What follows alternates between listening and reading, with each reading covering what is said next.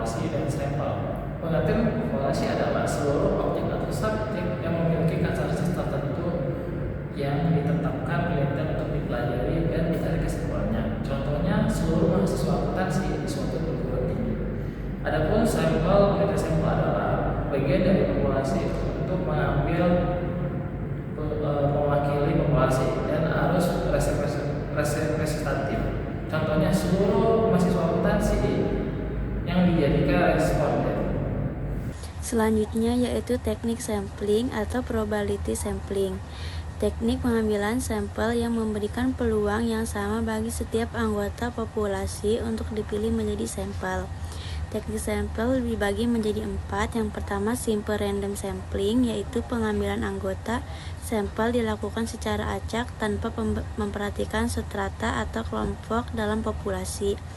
Yang kedua adalah proportionate stratified, yaitu random sampling, digunakan apabila populasi memiliki strata atau kelompok dan pengambilan sampel dilakukan secara proporsional sesuai jumlah anggota pada setiap strata.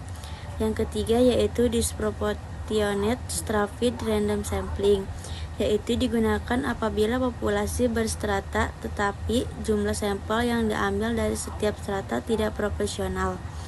Yang terakhir yaitu cluster atau area sampling, yaitu digunakan apabila objek penelitian mencukupi wilayah yang luas sehingga sampel diambil berdasarkan kelompok wilayah tertentu. Selanjutnya adalah non-probability sampling, merupakan teknik pengambilan sampel yang tidak memberikan peluang yang sama bagi setiap anggota populasi untuk dipilih menjadi sampel.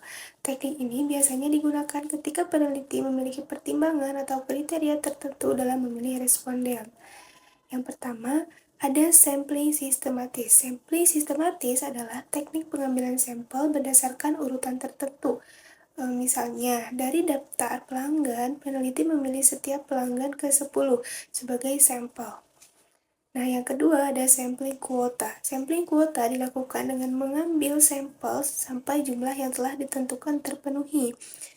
Nah, misalnya peneliti membutuhkan 50 responden, maka pengambilan data dihentikan setelah jumlah tersebut tercapai. Nah, yang ketiga ada sampling insidental. Sampling insidental dilakukan berdasarkan kebetulan. Misalnya, siapa saja yang secara kebetulan bertemu dengan peneliti dan sesuai dengan kebutuhan penelitian, maka akan dijadikan responden. Lalu yang keempat ada purposive sampling. Purposive sampling adalah teknik pengambilan sampel berdasarkan pertimbangan tertentu. Jadi responden dipilih karena dianggap memiliki informasi atau pengalaman yang relevan dengan penelitian. Yang kelima ada sampling jenuh. Sampling jenuh adalah teknik yang menggunakan seluruh anggota populasi sebagai sampel penelitian.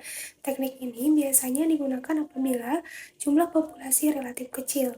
Dan yang terakhir ada snowball sampling. Snowball sampling dimulai dengan jumlah sampel yang sedikit kemudian berkembang melalui rekomendasi dari responden sebelumnya sehingga jumlah sampel semakin bertambah. Itu adalah saya akan menjelaskan variabel penelitian. Variabel penelitian adalah segala sesuatu yang ditetapkan oleh penelitian untuk dipelajari sehingga diperoleh informasi dan didapat ditarik suatu kesimpulan. Variabel penelitian terdiri dari beberapa jenis, yaitu variabel independen, dependent, moderator, intervensi, dan kontrol. Yang pertama itu adalah variabel independen atau dibilang X. Variabel independen atau variabel bebas adalah variabel yang mempengaruhi atau menjadi penyebab perubahan pada variabel lainnya. Dalam structural equity modeling atau SMR, variabel ini disebut sebagai variabel exogen. Terus saya akan menjelaskan variabel dependen atau disebutnya Y. Variabel terikat atau adalah variabel yang dipengaruhi oleh variabel independen. Dengan kata lain, variabel ini merupakan akibat atau hasil dari adanya variabel bebas. Dalam SEM, variabel independen ini disebut sebagai variabel enogen. Selanjutnya saya akan menjelaskan variabel moderator atau YZ. Variabel moderator adalah variabel yang dapat memperkuat atau memperlemah hubungan antara variabel independen, variabel dan dependen. Variabel ini berfungsi sebagai variabel bebas kedua yang mempengaruhi kekuatan hubungan antar variabel. Selanjutnya adalah variabel intervensi atau bisa bilang M. Variabel intervensi ini adalah variabel pengantar yang secara teori mempengaruhi hubungan antara variabel independen dan dependen. Variabel ini dapat diamati maupun diukur secara langsung. Dan yang terakhir adalah variable control atau C. Variable control ini adalah variable yang dikendalikan atau dibuat tetap agar hubungan antara variable independen dan dependen ini tetap tidak dipengaruhi oleh faktor lainnya. Variable ini biasanya digunakan dalam penelitian yang bersifat membandingkan. Lalu ada contoh-contoh hubungan variabel. Yang pertama, pada variabel hubungan langsung, variabel independen yaitu X memengaruhi variabel dependen yaitu Y secara langsung tanpa dipengaruhi variabel lain. Artinya, perubahan pada X akan langsung menyebabkan perubahan pada Y. Yang kedua, ada hubungan moderasi. Pada hubungan moderasi, terdapat variabel moderator yaitu Z yang berfungsi memperkuat atau memperlemah pengaruh X terhadap Y. Jadi, Z tidak secara langsung memengaruhi, tetapi memengaruhi seberapa kuat hubungan antara X dan Y. Lalu yang ketiga, ada hubungan intervening. Pada hubungan intervening, pengaruh X terhadap Y terjadi melalui variabel M. Artinya, X terlebih dahulu memengaruhi M, kemudian M memengaruhi Y. Dan terakhir, ada hubungan kontrol. Pada hubungan kontrol, terdapat variabel terkontrol, yaitu EC, yang dijaga agar tidak memengaruhi hasil penelitian. Variabel ini dikendalikan sehingga hubungan antara X dan Y dapat dianalisis dengan lebih akurat.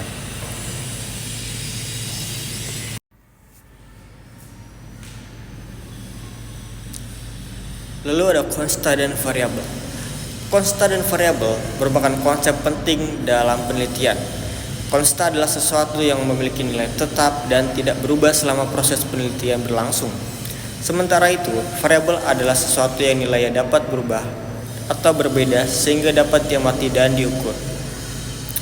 Di dalam penelitian, variabel menjadi fokus utama karena digunakan untuk memahami suatu perubahan atau perbedaan yang terjadi. Statistik berperan sebagai alat bantu untuk mengumpulkan, menganalisis, dan menginterpretasikan data dari variabel sehingga dapat menghasilkan kesimpulan yang tepat. Selanjutnya adalah variabel kuantitatif dan variabel kualitatif. Yang pertama adalah variabel kuantitatif adalah variabel yang hasil pengamatannya berupa angka atau jumlah yang dapat dihitung dan dapat diukur. Nilainya dapat berbeda-beda antar objek penelitian. Contohnya adalah usia, tinggi badan, berat badan, jumlah penduduk, angka kelahiran, dan angka kematian. Lalu yang kedua adalah variabel kualitatif. Variabel kualitatif adalah variabel yang hasil pengamatannya berupa kategori atau jenis, jadi bukan jumlah. Variabel ini digunakan untuk membedakan karakteristik suatu objek. Contohnya adalah jenis kelamin, agama, status perkawinan, dan cara pengolahan sampah. Nah, pada variabel kualitatif, angka yang digunakan hanya sebagai kode atau identitas, jadi bukan untuk menunjukkan nilai. Misalnya, angka 1 untuk perempuan dan angka 2 untuk laki-laki. Jadi, angka tersebut hanya berfungsi sebagai penanda kategori. Selanjutnya yaitu materi variabel diskrit dan variabel kontinu. Variabel diskrit adalah suatu variabel yang bersifat kuantitatif di mana jumlah, nilai atau suatu kategori yang bisa dihitung dan dibentuknya adalah bilangan bulat. Sebagai contoh adalah banyak anak dalam suatu keluarga. Yang kedua, banyaknya kecelakaan dalam 1 tahun di Jakarta ataupun yang lainnya. Yang kedua yaitu variabel kontinu adalah variabel yang bersifat kuantitatif di mana hasil pengamatannya adalah salah satu dari keseluruhan dan suatu garis interval. Dalam hal ini tidak hanya bilangan bulat tetapi bisa merupakan bilangan pecahan. Sebagai contohnya adalah variabel umur yang satuannya bersifat bulan atau tahun.